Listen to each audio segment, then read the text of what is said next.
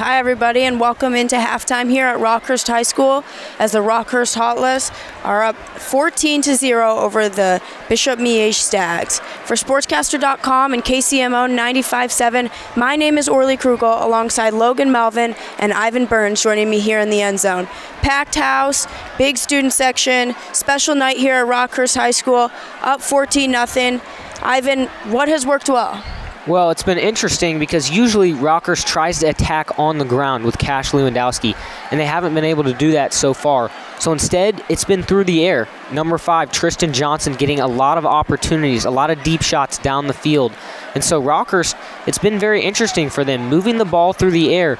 Not something they normally do, but it's worked out so far. 14 points in this first half for the Hawklets. Yeah, as Miege punts after their first possession, Rockhurst completed a pass 38 yards. Garrett Miller to Tristan Johnson. What has worked well for them? Yeah, I mean, it's been very interesting.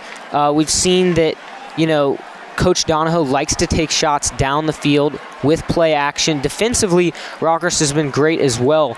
Usually we see Rockhurst forcing turnovers. They forced 9 on the season, with 4 of those being defensive touchdowns. But instead, no turnovers. So one thing for Miege, if anything has gone well for them, it's actually been no turnovers so far. Yeah, and 0 on the board. What adjustments need to be made at halftime? A lot of them.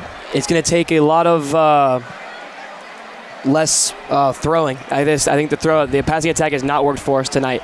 It's been a lot of looking towards Jaden McDaniels and Michael Blount, and it's just not worked out for us there. Rockhurst secondary, hats off to them. They're handling it well. And then we can get John Watsky and Vinny George going on the ground. And then on the defensive side, we've done a really good job of containing Cash Lewandowski. But as we've said before, this passing attack is killing us tonight. And so if our secondary can maintain that pass attack, I think we can have a successful second half and possibly make a comeback. Yeah, you had that big 4th down stop, punted, and you ran into the kicker. What adjustments on special teams will help you out tonight as well? I think keep the aggressiveness up, but self-control is the biggest one. I think on that punt, number 5, Aiden Buzan, just coming in guns blazing. He was wanting that ball. He was even wanting the punter on it, and he just came in too hard and hit the punter. And mistakes happen, but in situations like that, you got to have the self-control to be able to contain yourself and give us a chance for the score. Yeah, Cash Lewandowski has been great for you guys all season long. He's been quiet in the run game. How can you guys make adjustments to get him going in the second half? Yeah, so it's interesting. Very young offensive line for Rockhurst. We're seeing it tonight, some penalties, some mistakes, but I really do think Rockhurst is going to keep going to him on the ground. We might actually see fullback Henry Coppinger get some opportunities. He had 4 carries last week, 21 yards on the ground for him. So look for Rockhurst to maybe go to some other playmakers and then come back to Cash Lewandowski on the ground. Yeah, coming into this game 4-0. It's a big game, homecoming night. They came out strong. How are they going to continue this in the second half? Yeah, so like I said, Rockhurst on the ground. Look for them to run the ball to try to run some clock here. So I think that's where the second half is going to come down to. Who can win the line of scrimmage for Rockhurst on the offensive line and for Miege on the defensive line? Luckily for Miege, they got some great playmakers there. They've got some D1 offers on that defensive line. And so that is the battle to watch here in the second half. Yeah, it's going to be great to see if this defensive line can continue to take advantage of this inexperienced and young offensive line of Rockhurst.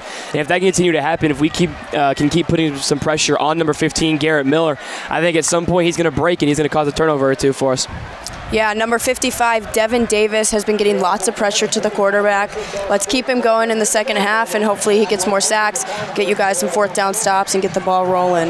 Yep, for sure. And if he can contain that, and if our linebackers, especially number 48, the freshman Lincoln Leonard, he's having a great night tonight, along with number 28, Carter O'Connor, and our whole entire linebacker core, Daniel Neenan as well. They've all been making plays for us. It's just that secondary, we've been getting beat on those deep balls. And Pierce Butler has been making some noise out there, kind of an underlying guy.